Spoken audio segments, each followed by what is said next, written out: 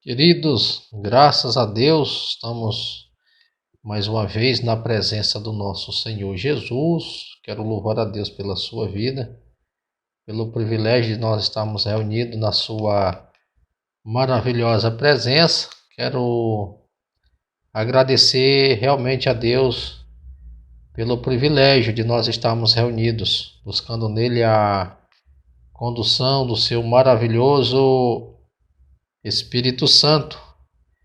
E é importante que a palavra de Deus ela vai nos mostrar em Atos capítulo 3 algo muito importante, interessante para o crescimento da igreja e para a nossa edificação como cristão. Nós precisamos a cada dia estar sendo basilado pela palavra de Deus. Eu quero trazer para você hoje um dos assuntos que é muito importante e traz para nós lições de vidas extraordinárias, principalmente no cenário que nós estamos vivendo. Um texto como esse confronta muito a realidade que nós temos visto hoje.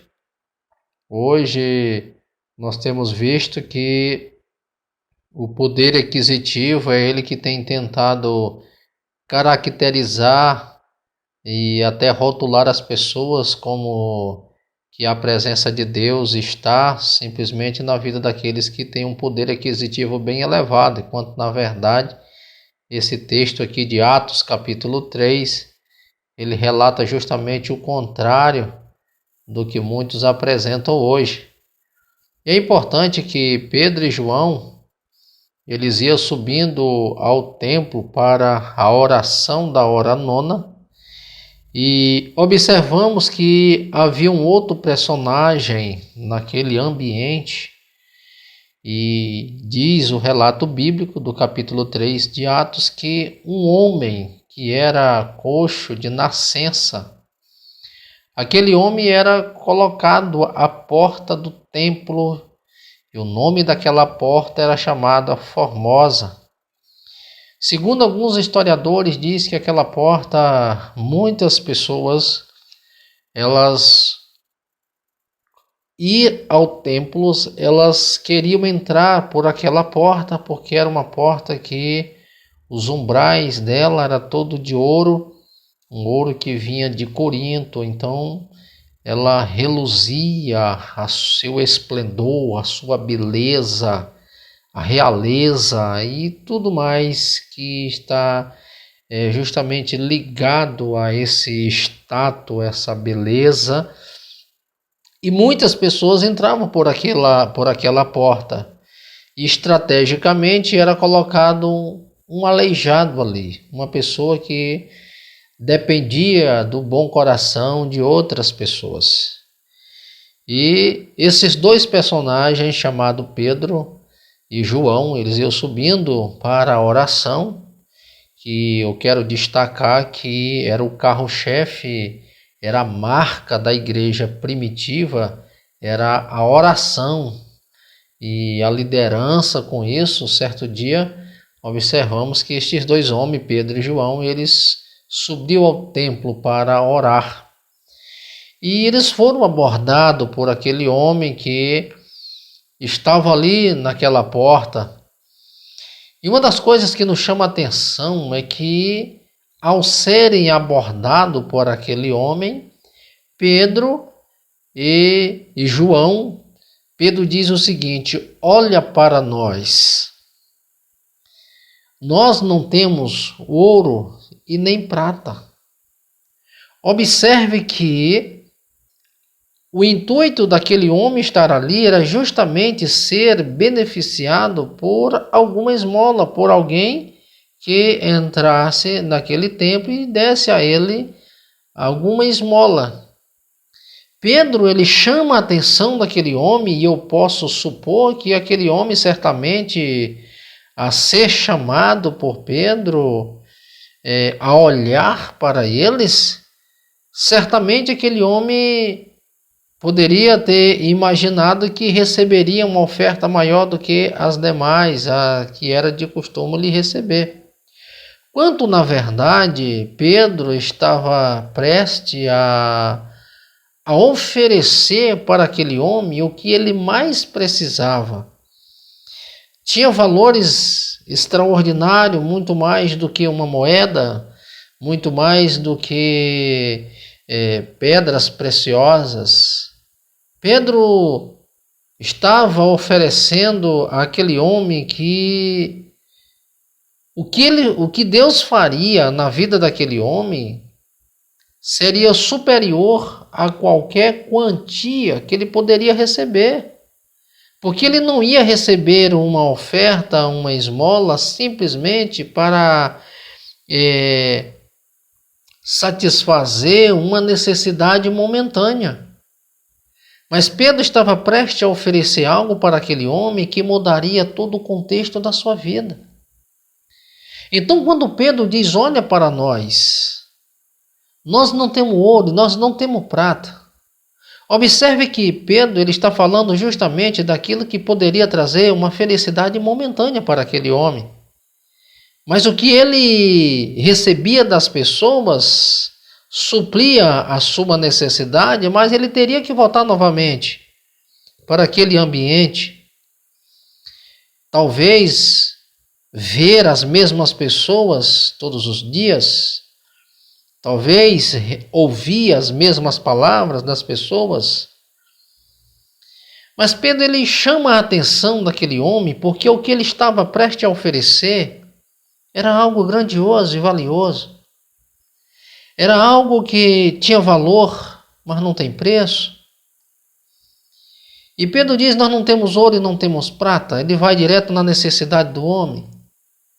Mas o que nós temos, nós te damos.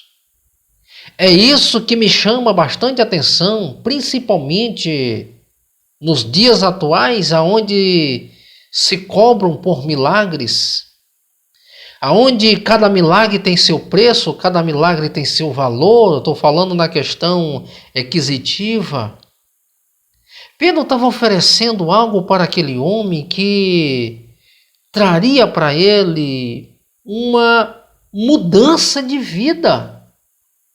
Mudaria a vida daquele homem por completo.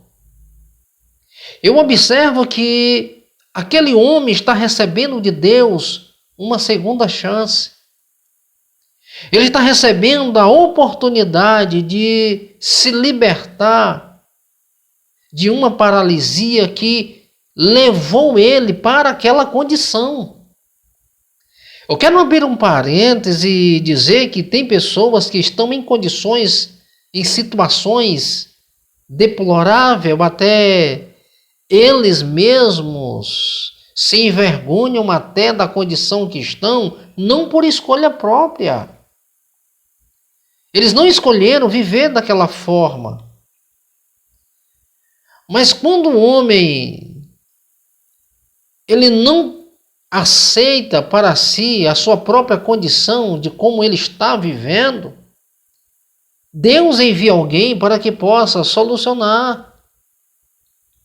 Porque não é uma vez nascendo daquela forma, estando ali, foi um dos meios que ele encontrou de uma sobrevivência. Mas Deus tinha algo especial, maravilhoso, grandioso para a vida daquele homem. Então Pedro diz, nós não temos ouro, nós não temos prata, mas o que temos nós te damos. É como se Pedro estivesse dizendo, o que eu tenho para você é muito mais valioso do que prata, do que ouro. Eu não tenho uma moeda no bolso, mas o que eu tenho para te oferecer é maravilhoso e extraordinário. Em nome de Jesus Cristo, o Nazareno, levanta-te e anda. O que me chama a atenção é que aquele homem acreditou naquelas palavras e ele esboçou uma reação. A Bíblia diz que ele começou a firmar-se sobre os tornozelos, os nervos atrofiados, mas começou agora ter resistência para sustentar o peso daquele corpo. E quando seus tornozelos se firmaram, a Bíblia diz, e ele levantou de um salto. E a primeira reação de quem recebe de Deus o milagre é ser grato, é louvar a Deus. Quantas pessoas têm recebido de Deus milagres? Quantas pessoas têm recebido dádiva de Deus e não têm parado um pouco para agradecer, para louvar o nome do Senhor pelas bênçãos recebidas, pelas dádivas de Deus? A Bíblia diz que aquele homem levantou de um salto e ele glorificava o nome do Senhor. Ele entrou no templo louvando a Deus. Observe que aquele homem, toda a sua vida, era simplesmente colocada à porta. Talvez, a Bíblia não relata, mas eu suponho que se ele entrou, mas pouquíssimas vezes, entrou, teve o privilégio de entrar no templo, de louvar a Deus na condição que ele estava. E quando ele está saltando, louvando, agradecendo a Deus pelo milagre recebido e as pessoas que ali estavam, a Bíblia diz assim, e elas o reconheceram, que era o homem que estava à porta do templo. E diz, e eles temeram. Observe que eram pessoas que estavam na oração. Eram pessoas que estavam ali, segundo elas, orando a Deus. Como era de costume, estar ali orando a Deus. Mas o que me chama a atenção é até que ponto o que você está fazendo concernente à oração realmente está te levando a Deus. Porque eles estavam no templo onde se busca a presença. Mas as pessoas estavam simplesmente dando uma esmolas e pouco se preocupavam com a condição do aleijado. Quantas orações bonitas, mas pouco temor. Quantas orações bonitas, mas pouco fervor. Quantas orações que se faz, mas aonde está o amor ao próximo? Como é que fica a condição de quem ora se mover de íntima compaixão com alguém ou por alguém? Tantas pessoas que entravam no templo e a fim de que elas fossem orar. E dois homens que realmente entenderam que a base da oração é conduzir esse homem a Deus. E quando esse homem é conduzido a Deus através da oração, eles começam a entender e ver a necessidade dos outros, eles começam a perceber que o próprio Deus se importa com a condição dos outros. E é você que é essa via para chegar até essa pessoa, para que Deus possa solucionar o problema. Você vai ser o instrumento. Então Pedro e João conseguiram ver naquele homem uma necessidade maior do que uma esmola. Eles viram que ele precisava de uma cura. Queridos, não estou afrontando, mas eu estou chamando você a um despertar. Porque às vezes as pessoas não precisam simplesmente de uma esmola, mas está precisando de algo maior, melhor. Ela está precisando de alguém que traga uma palavra que mude a condição dele. Mas o grande problema é que muitos não querem se envolver com problemas dos outros. Quando eu falo se envolver nos problemas dos outros, eu estou falando justamente de ver a causa do que ele realmente está precisando. Porque às vezes a solução ela é simplesmente superficialmente, mas do que ele precisa realmente para uma mudança. Então nós, como cristãos e igreja, precisamos compreender e começamos realmente a ver as pessoas como humanos. Jesus ele agiu diferente no seu tempo, justamente da questão religiosa da época, porque Jesus não via a vida cristã simplesmente como religiosidade, mas uma vida cristã de alguém que se colocava no lugar do outro e se movia de íntima compaixão. De alguém que sentia a dor do outro e via a necessidade do outro. O sentido da irmandade é isso. O irmão ajudando o outro. Mas o que nós temos visto nos dias de hoje, pessoas que não querem se envolver. Não querem, ou às vezes não tem uma palavra que possa mudar a vida de outra pessoa. Ou ter algo de Deus para transmitir para os outros. Que nós não venhamos ser religiosos. E quando acontecer um milagre, que gere em nós alegria e não medo. Porque as pessoas, ao ver aquele homem saltando, na minha versão bíblica, diz que eles tiveram medo. E eles temeram. Ou seja, eles se assustaram com o que viram. E aí eu volto a bater na tecla, mas não estavam na casa de Deus. A oração não é para que Deus venha intervir, para que Deus venha agir. A oração nos conduz a Deus e naquilo que nós estamos pedindo, para que Deus possa resolver.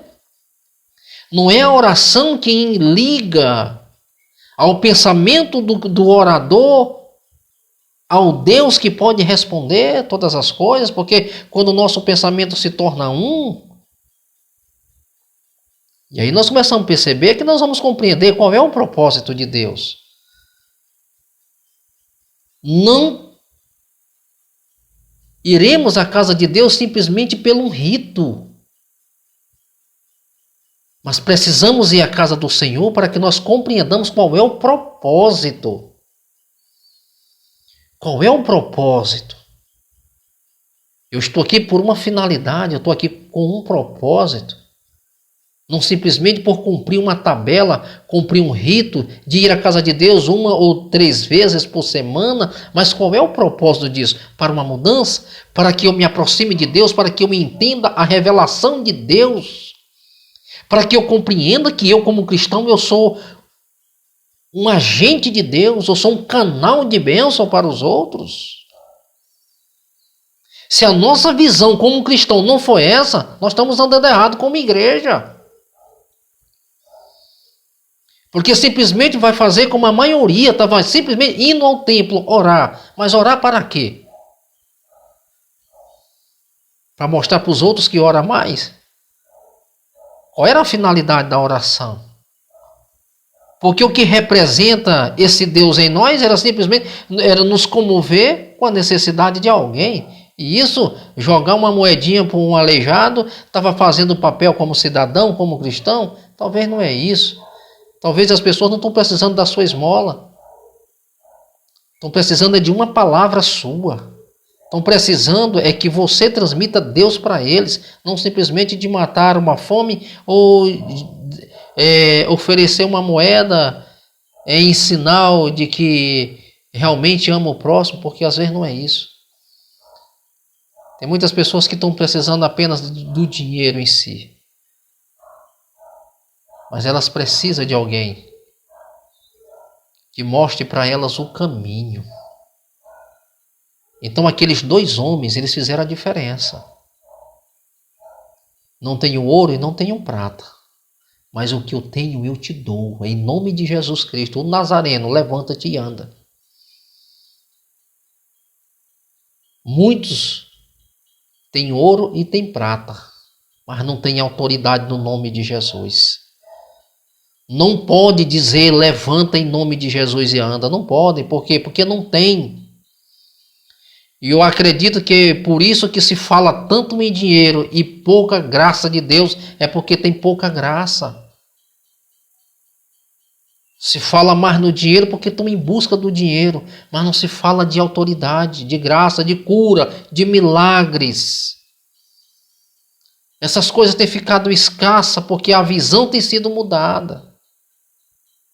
Quem não tem dinheiro é miserável, quem não tem é pobre, quem tem Deus é quem tem grana. E isso está errado, o texto mostra claramente, não temos ouro e nem temos prata, mas o que temos nós te damos. Isso derruba todo o conceito de uma teologia da prosperidade, que só tem Deus quem tem dinheiro, e isso não é verdade.